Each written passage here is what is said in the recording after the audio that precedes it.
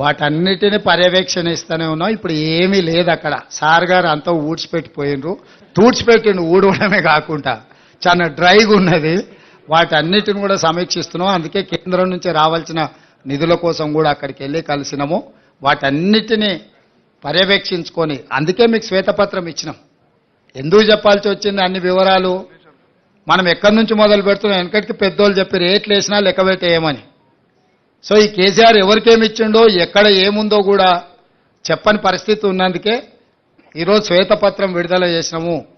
శ్వేతపత్రం విడుదల ద్వారా 6,71,00,000 పైచీలకు కేసీఆర్ అప్పు చేసి మనల్ని నిండా ముంచి ప్రభుత్వం వదిలేసి అందరు కలిసి పరారైపోయినరు. ఈ పరిస్థితిలో నుంచి మనం తేరుకొని ఒక మంచి ఉద్దేశంతో ఆలోచనతోని ప్రభుత్వం ముందుకు వెళ్తుంది.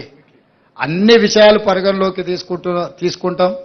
ఎక్కడెక్కడైతే రాబడులు ఉన్నాయో వాటన్నిటిని కూడా తెచ్చుకుంటాం. భేషజాలకు వెళ్లాల్సిన పని లేదు. కేంద్ర ప్రభుత్వం నుంచి మనకు రావాల్సిన నిధులు ఏమన్నా ఉంటే వాటిని తెచ్చుకుంటాం. అన్ని రకాలుగా సమీక్షించుకొని ముందుకు వెళ్ళడం జరుగుతుంది.